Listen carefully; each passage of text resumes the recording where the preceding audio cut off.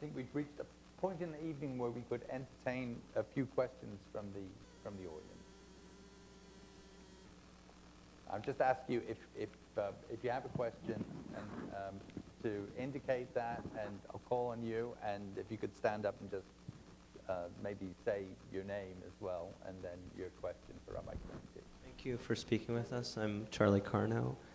I was wondering whether the Rebbe ever expressed to you any fears, doubts, just the sort of normal things that we all experience, and that, if I remember, previous Rebbeim very much expressed that in some of their writings. I never saw anything similar to fears in my life in the Rebbe. He was just the opposite. He had a lot of problems, other people's problems that he helped solve, to try to solve. But fear, no.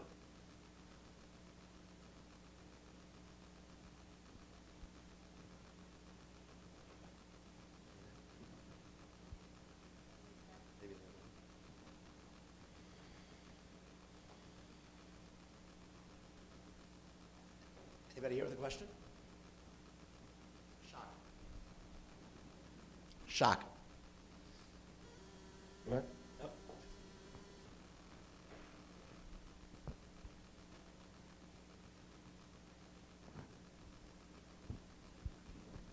Thank you so much. My name is Jessica Roda. I'm coming from Washington, D.C., from Georgetown University.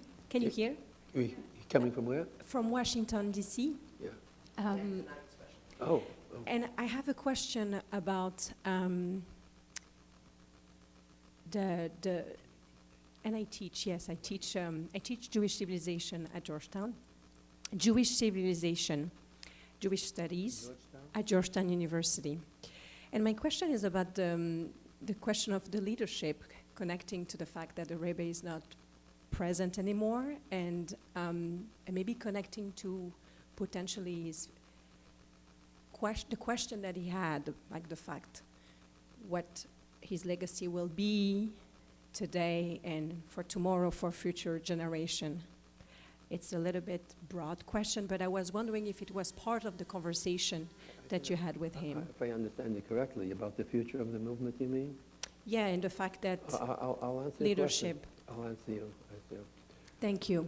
The Rebbe lost his wife on the 22nd day of Menachem, of Chovei's Menachem. Chovei Shvat, I'm sorry, I'm tired. And 3 hours after the funeral, which was on a Wednesday, he called me into his office. And he told me that he wanted to do for him 3 things. Let me see if I can remember them. First of all, he says, for some reason, my wife and I never made a will. I would like you to arrange a lawyer, we spoke about who, a lawyer to write a will. I would like it to be finished during the week of Shiva. You know what that is. The second thing I would like you to do is to look through the legal papers of all 3 organizations, the 3 Amudim posts upon which the house of Lubavitch rests. One was Agudat Chassidik Chabad, one was Merkez Menachinach, and the third one was Machne Yisrael. I should go through them and see if there are any vacancies, and if you can suggest with whom to fill the vacancies. The Rebbe wanted these 3 organizations should be in charge of the movement in terms of the legal aspects of it going forward, and that's exactly what I did. He made me the executor of his estate, the sole executor, which I knew when the time comes, there will be a lot of people who won't agree with him. But they can't do it. They can't do anything about it. And that was actually the case. So these 3 things. The third thing, the third thing, he wanted to make a fund, a charitable fund, in the name of his wife that just passed away 3 hours after the funeral. He wanted to call it Keren HaChomesh, HaChomish in Hebrew is the Rosh Hashanah Harabonot Chaya Mushka Shneerson. And we did that. And actually, my son Shmai always says raised a lot of funds for that particular thing in the Rebbe's honor. Does that answer your question?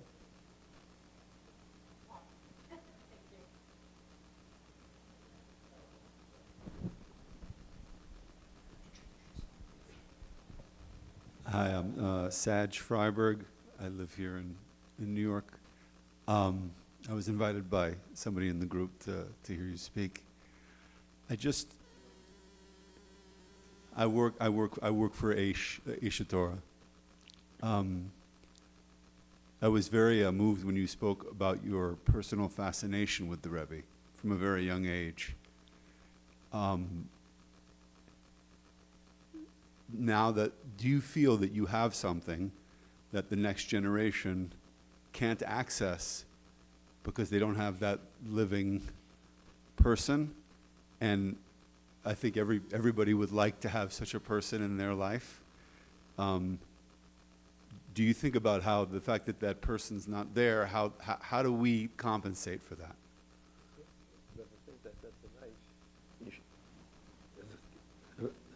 Like on? By what I said tonight, in many instances, answers your question.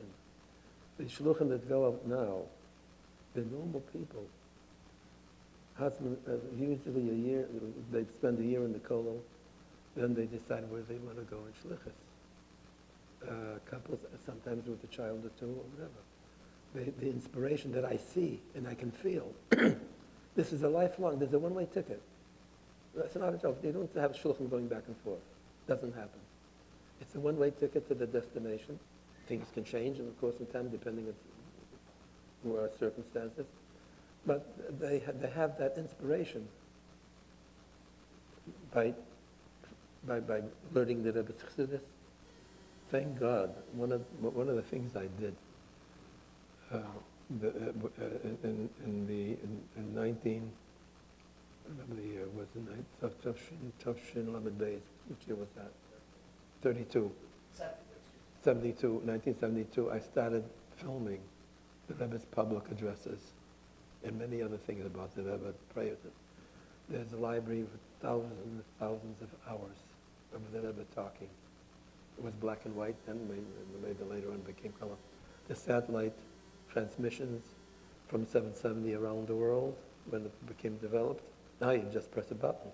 We had to have 10 trailer trucks in front of 770 when we had a live transmission of the Rebbe's Farbrengen and Yitzhak Kislev. There was no. That's the only way you could transmit it. People wanted to see it live as it was happening. Taka about Chanukah. The Chanukah menorah was lit in the Kesel Moravi by Chabad in Jerusalem. I watched the Rebbe's room with the Rebbe together. So to answer your question, there's no question, and it's happening in increasing numbers. Again, imagine a couple. They want to spend their lives doing what the Rebbe wanted, because that's what they feel the Rebbe wanted to promote Yiddishkeit in every single conceivable way.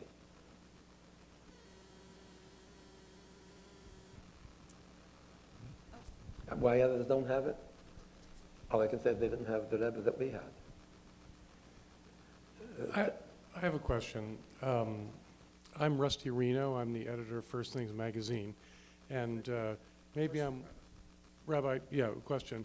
And my experience with Chabad, the overwhelming experience is one of joy. You've described the Rebbe as a man of tremendous self-discipline. How did he inspire a movement that could have so much spontaneity and joy? Contradiction between the two. I don't see any. I'm looking for something, and if I can't find it, it's a shame.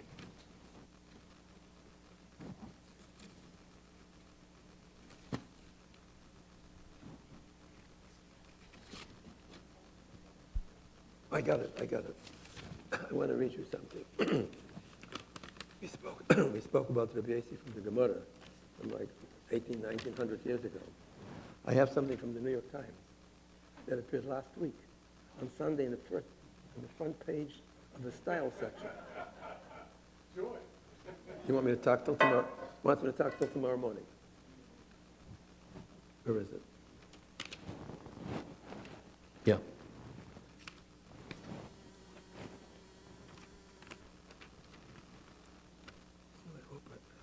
I don't have it.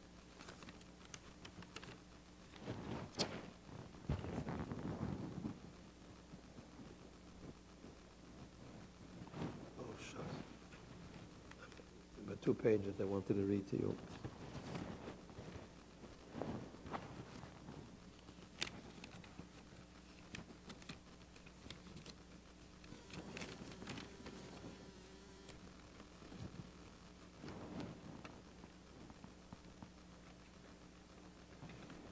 Got it.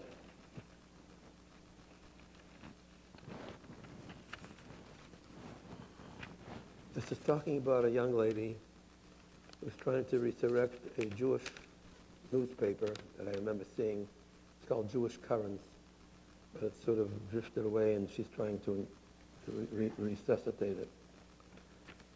So this story, as I said, it was a little magazine built on big ideas.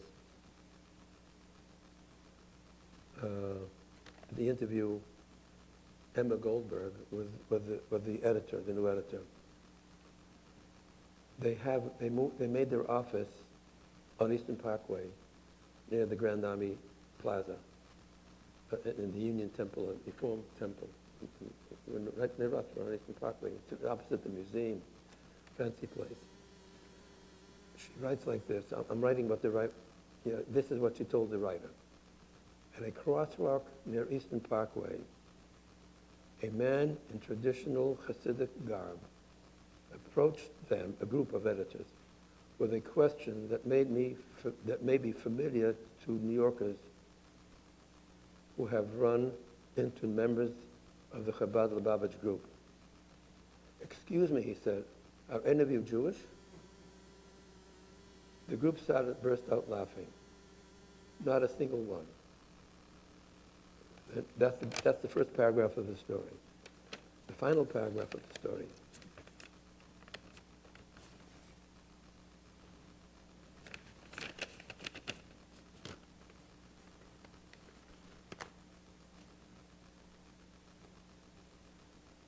In an essay describing an encounter she had on the street with some Hasidic boys who asked her, "Are you Jewish?"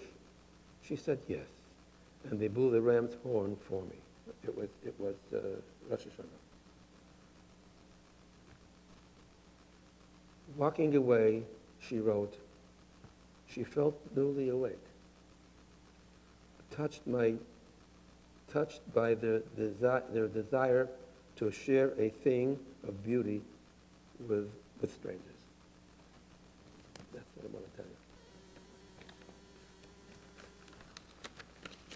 I don't want to mention the name of the editor because I don't know who she is, and no, okay.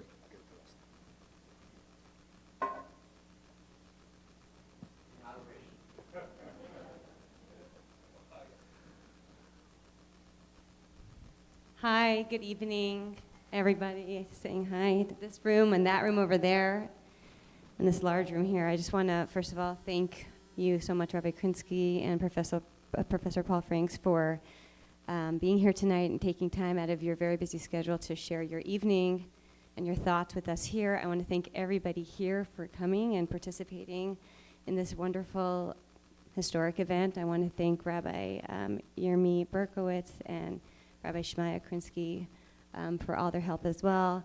And I just want to close with a story that can kind of bring all of this together for me. Nomi started off the night mentioning my grandmother and her upcoming day of passing that we decided to dedicate this evening to. And I just want to share one story of the first time my grandmother came to see the Lubavitcher Rebbe. And she came with my mother In August of 1964, I believe it was the year that New York hosted the World Fair. And on my mother's way to school in Baltimore for an all-girls school, all the way from Los Angeles, they decided to stop in New York on the way, and the rabbi in Los Angeles, who my grandparents were very close with, who was sent to Los Angeles by the previous Lubavitcher Rebbe to be there for their survivors coming from the aftermath of the Holocaust, my grandparents being two. And my grandmother, who had grown up in a Hasidic community in northern Transylvania, this was her first time meeting the Lubavitcher Rebbe. And as my sister said, she was a cosmopolitan woman, a traditional woman living in a very modern life in a way. She was a businesswoman, and she was a community builder, along with my grandfather. And when she was looking for a place for my mother to go for high school, she thought of the school in Switzerland. I don't know if anyone here is familiar with it. I think it was called the Asher School. And the rabbi in Los Angeles, Rabbi Reichek of blessed memory, told my grandmother to write into the Lubavitcher Rebbe. And so she did, or they did together, my grandparents. And the Rebbe wrote back that it is not on par with the way it used to be, as in previously before the war. And my grandmother, for the life of her, could not understand how this rabbi, this Rebbe, in New York City of all places, could know about some boarding school in Switzerland. And so she listened, and they decided instead to send her to my mother, to Beis Yaakov in Baltimore.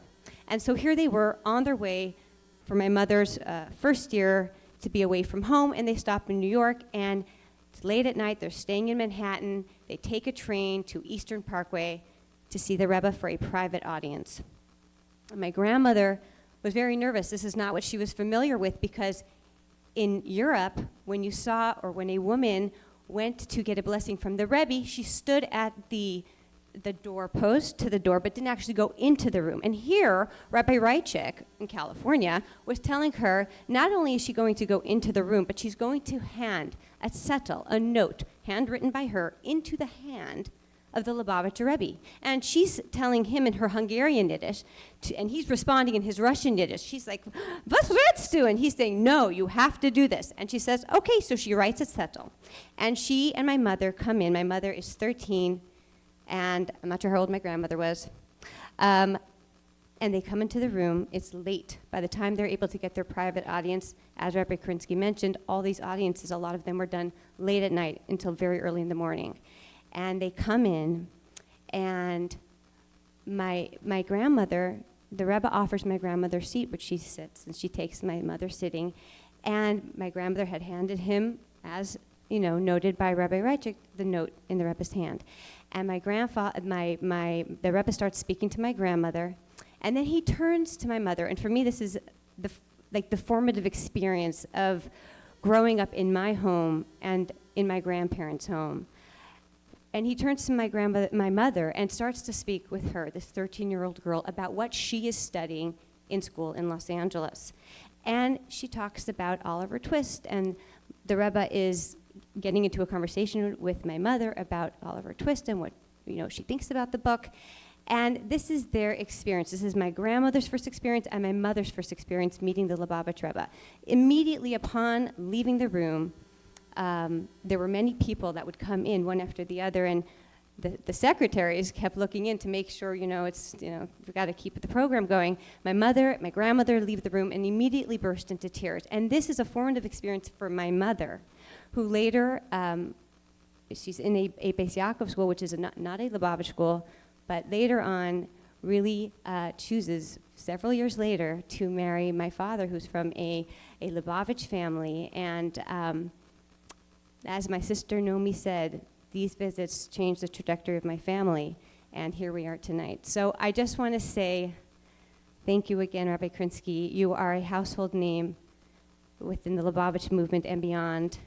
We all know how dedicated, how übergegeben, the word übergegeben is in Yiddish, it means given over, how dedicated you were to the Lubavitcher Rebbe. And that remains, and that will go on, and that will be your legacy. And what a tremendous legacy you carry for yourself and your family. And Professor Franks, I just want to thank you so much. I couldn't think of a more fitting person to be here tonight in conversation with Rabbi Krinsky. Again, thank you all, and have a wonderful night. We hope to see you again soon.